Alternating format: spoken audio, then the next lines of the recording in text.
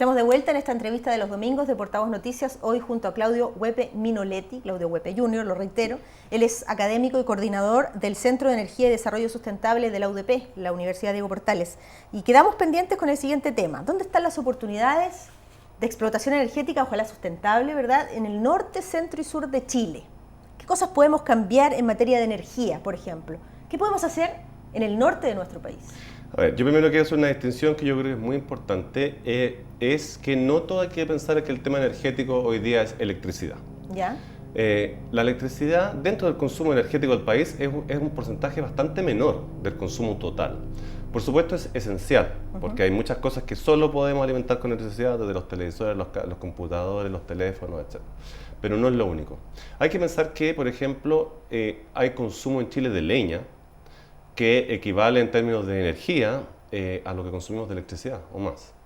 Hay consumo de petróleo, por supuesto, para el transporte, consumo de gas, etc. Entonces, no hay que fijarse tanto, o sea, no hay que fijarse exclusivamente en el tema energético como un tema eléctrico. Si uno lo piensa así, hay oportunidades muy interesantes en Chile. En Chile, nosotros en el sur de Chile en particular, por ejemplo, para la calefacción se usa sobre todo leña. Eso es lo más común y lo que nos tiene con un problema de salud pública tremendo. La gran culpable de la contaminación ambiental en el sur de Chile. Exactamente, desde Talca hacia el sur es un problema gravísimo que requiere alguna solución. Y ahí hay oportunidades, sin duda, de una transformación profunda de nuestra manera de funcionar desde el punto de vista de energía. ¿Cómo? ¿Hacia dónde apuntamos? A ver, aquí hay dos posibilidades. Uno, depende nuevamente cómo se mire, pero hay una posibilidad de buscar cambios puntuales, mejoras tecnológicas y, por ejemplo, que la gente se cambie de leña a parafina o de leña a gas y cosas como esa, etc. O hay la oportunidad de hacer uso de un recurso que es nativo, es estable en el tiempo, que puede ser gestionado y que también puede ser sustentable ambientalmente, que es la biomasa, pero usada de otra manera. Hoy en día, en varios países europeos en particular, la biomasa es una fuente muy importante de energía para calefacción, sobre todo, siendo aprovechada de manera inteligente, es decir, no con cada persona produciendo calor en su hogar en una chimenea independiente, sino lo que se llama a veces la calefacción distrital, es decir, donde un conjunto de personas, un barrio, un área de una ciudad, tiene una gran caldera gigante que produce con altísima tecnología, por tanto muy eficiente, pocas emisiones contaminantes, etc., y produce calor para una zona de la ciudad. Ese sistema obviamente es caro, requiere grandes inversiones, requiere una transformación profunda de la manera en que la gente enfrenta el problema de la calefacción, pero sería una oportunidad importante para Chile. No tengo los números, nunca se ha estudiado en suficiente detalle, pero probablemente sí. Mi impresión es que si se hiciera un esfuerzo de invertir en grande, sería un cambio sustantivo, no solamente en calidad de vida, sino que en costo y en seguridad y en varias otras cosas de las casas. Yo te preguntaba por el norte porque teniendo el desierto más árido del mundo y de extensiones tan grandes, uno dice, la energía solar, o cuando uno viaja hacia el norte, la energía eólica, por ejemplo, ¿verdad? Estos aerogeneradores y tantas cosas que se pueden desarrollar y que parece que siempre quedan como a medio camino o no suficientemente explotadas en el buen sentido de la palabra. Bueno, la interconexión entre el sistema interconectado central y el sistema interconectado del norte grande debería permitir mayor desarrollo de energías renovables, en particular de la solar en el norte. Porque obviamente tenían la limitación hasta ahora de que solo podían venderle en la zona del norte grande, que es relativamente pequeña en términos de población. Más del 95% de la población está en lo que se llama el sistema interconectado central, digamos, entonces obviamente era relativamente pequeño. Pero hoy día eso abre una oportunidad. Pero también están las oportunidades para las propias personas a nivel individual, es decir, las personas pueden poner sistemas solares en sus hogares, en sus viviendas o en sus negocios, y eso también les va a producir ahorro en el largo plazo. Lo que pasa es que hay que pensar con una visión de largo plazo y eso requiere inevitablemente apoyo del Estado. Un apoyo constante en términos tanto de apoyo técnico como apoyo probablemente financiero, no necesariamente que den plata, pero sí que hagan más fáciles los préstamos, por ejemplo, que den ciertas garantías y cosas como eso. Algo de eso hay hoy en día, pero probablemente hay bastante más que podríamos hacer y es importante ahí que las regiones también busquen sus oportunidades y las traten de aprovechar al máximo. Lo que pasa es que cuando la gente nos escucha hablar, no sé, de recursos hídricos, ríos y tantas cosas, dice, bueno, pero la minería ¿cuánto se lleva en el norte, verdad? Así es. Prácticamente se adueña de los caudales de los ríos y ¿qué pasa con el resto de la gente? ¿Cómo vive el resto de la gente? Claro, en el caso hídrico es un caso particular. Bueno, el norte de Chile hay pocas vías, digamos, pocos ríos, tiene muchas las aguas subterráneas más que nada, obviamente. Sí, la minería es un consumo relativamente pequeño de agua si usted considera el total del consumo del país. ¿Ah? Ojo que hay que tener cuidado con eso. La minería puede tener algunos problemas sin duda con el uso del agua.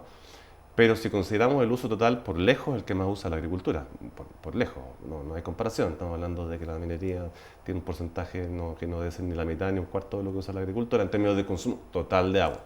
Obviamente que eso no significa que no deba ser más eficiente, pero la minería es bastante eficiente. Recirculan cerca del 70% de las aguas, por ejemplo, que utilizan, digamos. Obviamente que requieren agua, entonces hay un tema que no estoy minimizando el problema, pero tampoco hay que olvidar que la minería aporta muchísimo a Chile. Entonces hay que buscar un equilibrio. Ahora, yo estoy pensando, ¿cuándo vamos a tener una definición de desarrollo en materia energética sustentable? Dejar de pensar, por ejemplo, en termoeléctricas. ¿Cuándo habrá este tipo de decisiones? ¿Usted avisora algún panorama optimista a partir de la administración, por ejemplo, de un ministro como Máximo Pacheco, o las cosas no van a cambiar en un largo tiempo? Bueno, hay una propuesta. La propuesta es que el 70% de las energías chilenas sean electricidad, en realidad, renovables de aquí al 2050. Esa es la meta. Eso es la meta. Hay que ver cómo llegamos ahí. Hay que hacerlo bien. Ahora, 70% puede ser bien, a lo mejor 60%, a lo mejor 80%, no lo sé. Digamos, faltan bastantes años para que eso ocurra. Yo creo que lo importante son dos cosas. Uno, hay que entender que efectivamente hay un cambio y las energías renovables son, por así decirlo, las energías del futuro. La pregunta es cómo hacemos ese paso al futuro. Y esa pregunta es la más relevante. ¿Cómo damos ese paso al futuro? No podemos darlo de golpe, porque evidentemente eso podría aumentar los costos demasiado significativamente hoy en día.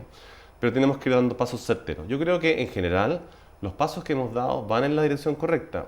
Hay que ir mirando lo que está pasando, pero tampoco podemos esperar que el día de mañana desaparezcan las termoeléctricas porque no tenemos la capacidad instalada para suplirlas todavía. Entonces también hay que, digamos, aunque uno quiera ir hacia allá, en esa dirección, y me parece sumamente valioso, hay que entender que estas cosas tienen un tiempo.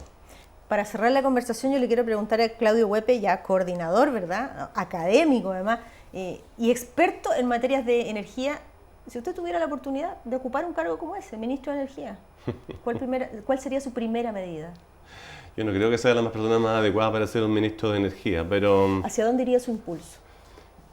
A ver, yo pienso que la orientación que le ha dado el ministro Pacheco al Ministerio de Energía va completamente en el sentido correcto, es decir, una mirada a más largo plazo, una orientación clara, una preocupación por la regulación, por la reducción de los costos, eso también. Me parece que eso es absolutamente valioso. Yo creo que lo que viene ahora, el desafío que sigue, digamos, es implementar e ir un poco más allá. Necesitamos que las regiones participen más. Necesitamos que las regiones tengan más voz en esta. Hablando de las decisiones centralizadas, hay un cambio en la nueva legislación, por ejemplo, de transmisión eléctrica, que es sumamente significativo, que va a abrir la oportunidad para que las regiones participen en ciertas decisiones de cómo se va a generar la expansión del sistema eléctrico.